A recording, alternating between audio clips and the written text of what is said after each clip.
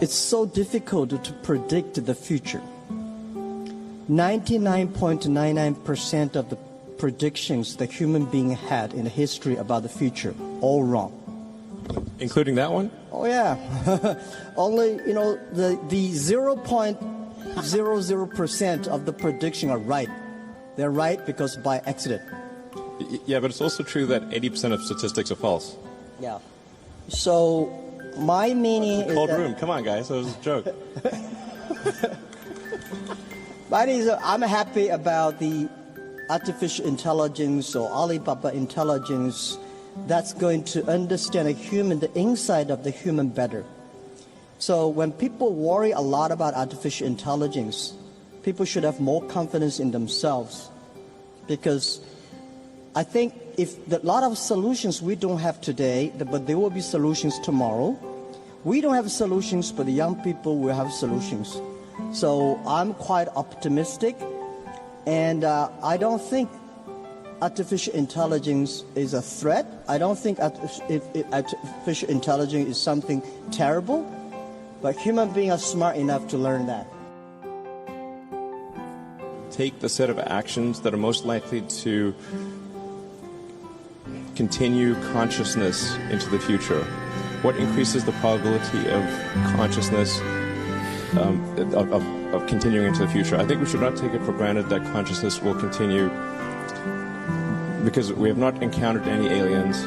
Where are the aliens? This is the Fermi paradox. This is one of the most important questions. How come we've not found any aliens? And there's people out there who think we've found aliens. Trust me, I would know. We have not. Okay. People ask me, you've been to Area 51. Okay, please. SpaceX actually has Area 59. It's even better, 8 better than 51. Among the set of actions we can take that are likely to increase the scope and scale of consciousness such that we are better able to understand the nature of the universe. One of those actions is to become a multi-planet species or ensure that life is multi-planetary.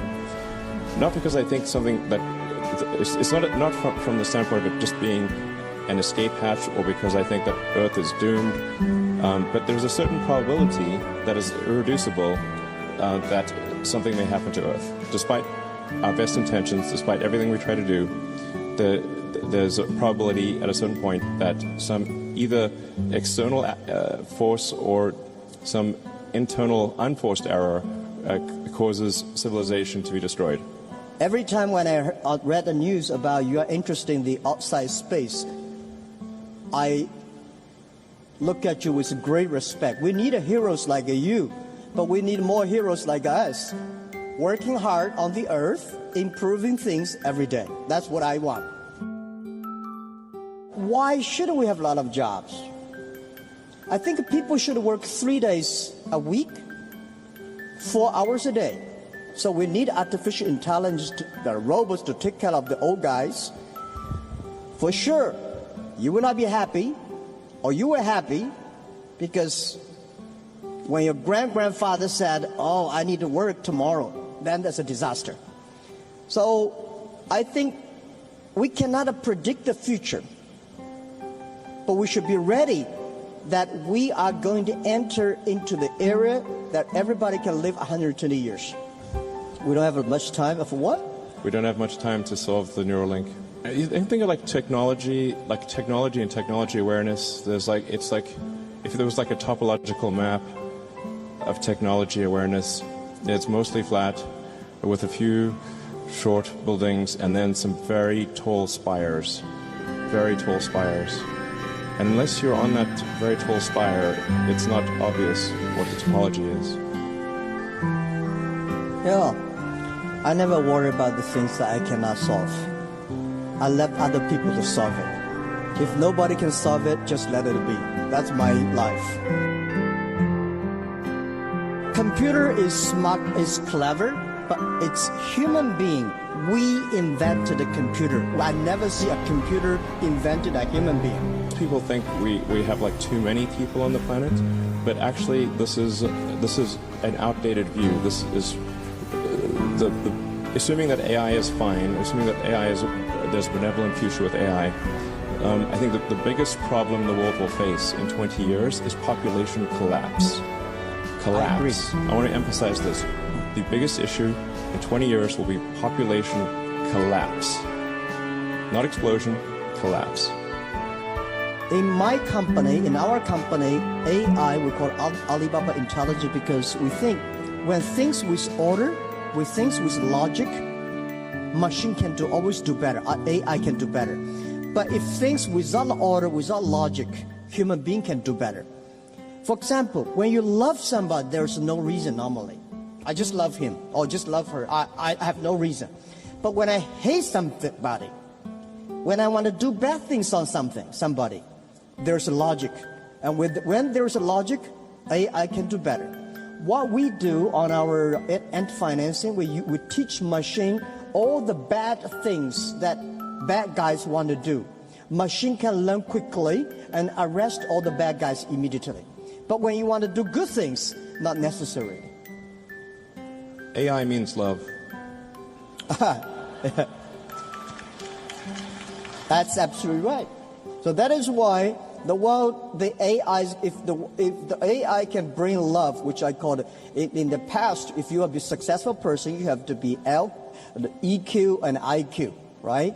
In the future, if you want to survive in this world, you have to be the LQ, the Q of love. That's important too. Otherwise, you cannot survive in artificial intelligence time. So I don't mean to suggest complacency, but I do think humans can and will solve sustainability.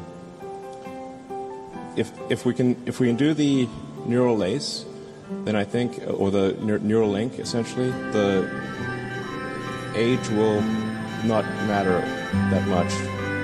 You can simply save your state and restore your state, like a saved game, essentially, something very close to that. I mean, you could take a fruit fly, for example, and you could give it yoga, sort of have it do daily yoga and have a very healthy diet, and it's still going to live for 3 weeks, maybe 4 weeks. So environmental factors are relatively minor for extending life. You have to change the DNA.